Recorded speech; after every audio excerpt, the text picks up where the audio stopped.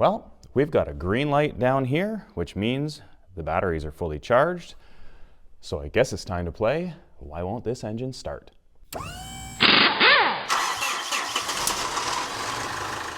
Thanks for tuning in and welcome back to the shop. This is our 2013 Mitsubishi Fuso FG with the 4P10 engine that's refusing to start. If you've been watching this channel, you know I've been fighting this for a while, and if not, let me give you a really quick rundown. Several months ago, I backed this truck into the shop. It was running perfectly fine. And then a month after that, I went to start it, and I got absolutely nothing. Obviously, the first thing I checked was that I had fuel at the injectors, which I did. I also pulled the codes, and I had some issues with the emission system, so I've replaced those components and cleared the codes, and they haven't come back. I've also drained and replaced all the fluid in the DEF tank. I've checked the cam timing in relation to the cam sprocket timing with the cam position sensor, and also top dead center of cylinder number 1 compared to the crank, and that all checks out. I changed out the CP4 fuel pump and created a disaster prevention kit. I swapped out all the lines on the engine all the way up to the injectors, but I still have the original injectors installed in the engine. I swapped out the electric lift pump and the lines that run back to the tank, as well as the filter that's in that line, and before all of this started, I installed a brand new vent on the top of the fuel tank. As part of the CP4 disaster prevention kit that I did put together for this truck, I also included an electric fuel pressure gauge so I can see that my supply pump is in fact supplying 60 psi of fuel to the lift pump. I really didn't want to try this one, but I've even resorted to trying some starter fluid to see if the engine would fire on that. It didn't, but it may be because we weren't quite putting enough in there. I really don't like this stuff. In the last video, what I did come to find was that we're definitely not generating sufficient fuel pressure. That, and we're currently cranking over slowly. Cranking over slowly may not seem like a big deal, but if the ECU has a minimum speed that it wants to see before it will fire the injectors, it may explain why previously I was able to get some signs of the injectors firing, but maybe they weren't firing consistently, and at the same time I may not have had fuel pressure. Now, if cranking over slowly is the reason, it is possible that my starter is just slowly dying, and the last time the truck drove, I cranked at 155 RPM, and then the next time it was 149. If 150 is the threshold, that would explain why it wouldn't start. Now, since then, we sound like we're cranking more slowly. I know the battery is charged, so I could need to replace the starter, even if it's not the primary reason for the truck not starting. Before I just go and rip the starter out and replace it with my spare, I am going to hook up the Autel scanner and see what RPM we're actually turning over. Now, one other thing that I do want to monitor at the same time as cranking speed is actually voltage at the starter. So I've run a little jumper wire down to connect to the starter positive, and I'm going to set my meter here to DC volts. Right now we're at 12.4. The ignition's been on and the pump is running, fuel pump. I'm going to also select the min max. So we're at min, so we'll see whatever it drops to, and the meter should hold that. I've also got the Autel set up so that we can read engine speed, and in order to graph it you have to have two things, so I just picked vehicle speed, which will stay at 0. So we're going to hit graph on here. That's going to start graphing it for us, and I'm going to crank the engine over. So from that quick little crank, here's what we can see. The voltage at the starter didn't drop below 11.2. That tells me that the cable running from the battery to the starter is pretty good. It didn't drop more than 10% or 1.2 volts, and that's pretty acceptable. By hitting freeze frame on the Autel, we can also see the profile of what the starter was doing. And it looks like our maximum RPM that we hit was about 136. That to me is pretty slow. Since I know that the starter wasn't turning all that fast, and I know that the voltage drop wasn't huge, there's one more thing that I can do before deciding to change out this starter, and that is to measure how much current the starter is drawing. All I need to do is throw my clamp meter on either the positive or the negative cable coming from the battery. It doesn't really matter. I can turn this on to DC amps, and I know that with the truck just in the on position, the ignition is on, we're drawing about 4.5 amps. Now, I just want to know what the starter is drawing, so I'm going to zero that. It might float around a little bit, that's fine. And now all I have to do, we want to hit min max. This time I want to know the max.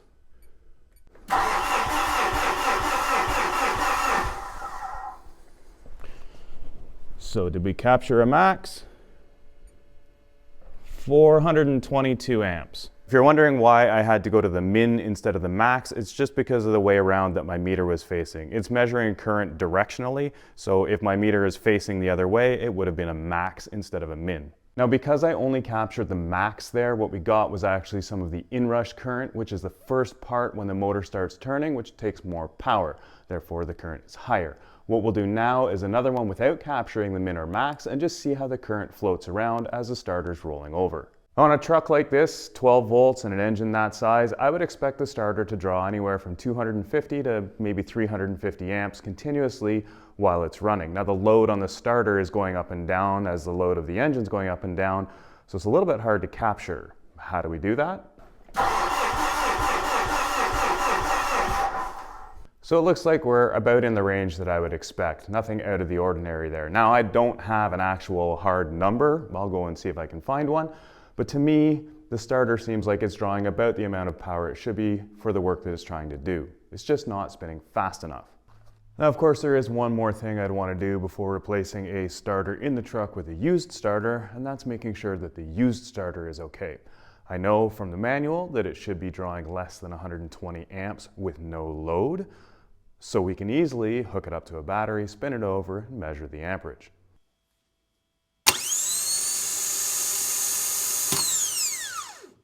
Well, it sounded fine, it ran within the parameters, so let's try swapping it out. We do have 12 volts at the starter terminal at all times, so number one, I need to disconnect the battery so we don't short the wire against the frame. Next, I'm going to slide under the truck with a 13 and an 8. Right up here, unbolt the wiring for the starter. Two things to undo on the bottom. This one here is an 8, that's your trigger wire. And this one here is the 13, that's your main power coming in. Make sure you got your battery disconnected so you don't weld your wrench to the frame. Both of these connections are pretty easy to access and thankfully not full of screw snapping corrosion. Two wires are off, and now we can go back up top. 3 volts hold the starter in. I'm going to try and get the camera and my hand in there at the same time to show you where they are. The first one is right here, right on the end of this bracket. That's the middle bolt. The next bolt is actually just behind this pipe. You can see where my finger is wiggling there.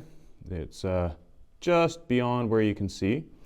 And then the third bolt is down here by my pinky. For those of you who have to do this from underneath, I'll show you what I can from under here. And in fact, the bottom bolt is probably easier from underneath.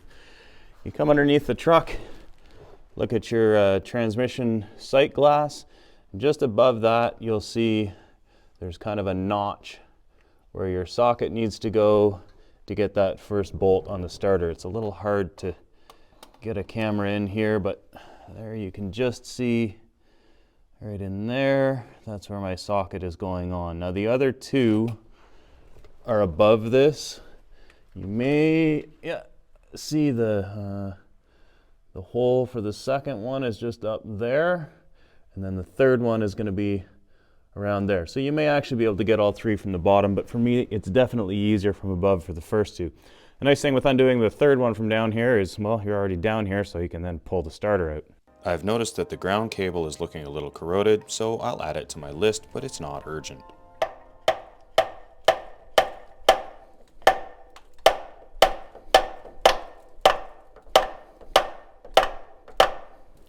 Wow. So I'm assuming what it's stuck on is that there's actually two dowel pins that I guess kind of align it. It is moving, but doesn't really seem like it wants to come out. I think I want my glasses on again. All right, one old starter out. If I'd been thinking, I would have brought the new starter down here so I didn't have to get up again, but I wasn't. Here's the new starter, the used starter that I got with my used engine. And it's going to go in like this. If you're trying to orient it, the tab for the trigger wire goes horizontal right on the bottom. So let's see if we can get this in here. Now I'm not expecting this to fix my no start issue. What I'm hoping for is that it improves the cranking speed. And it will also let me know that my spare or original starter are good to rely on as a spare. Just snug.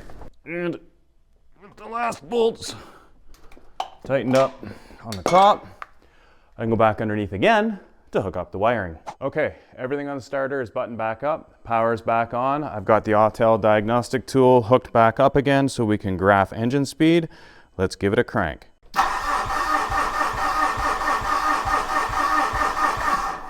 And what did we get? Well, it looks like we got basically the same. 146 RPM, 10. We gained 10 RPM on cranking speed. I don't think the starter was the reason this was cranking slowly. Now there's one more thing that I'm gonna try today. And if you recall at the end of the last video, I did find that cylinder number 3's injector was bypassing fuel. So I've set up cylinder number 3 with a block off. So if all the pressure from the fuel system is bleeding out, we're not gonna be losing it from number 3. So I've still got the return pinched off. I'm getting ready to graph here so we can see our fuels, our pressures, and we're going to try cranking.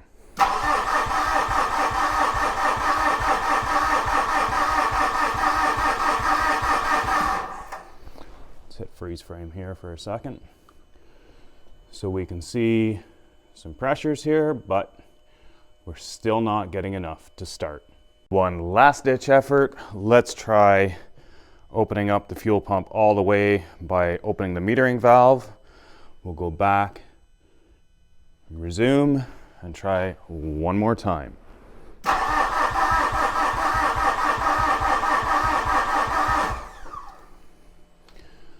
Freeze frame. Still not getting more than 7 bar out of the fuel pump. And this calculated value is way off. Well, it looks like the mystery continues. If you enjoy this type of content and you want to help support the creation of it, go ahead and scan that QR code with your phone. Make sure you check out the links in the video description, hit like and subscribe if you haven't already. Throw a comment down below if you've got a question and I'll try to answer it. And make sure you come back next time. Thanks for watching and we'll see you then.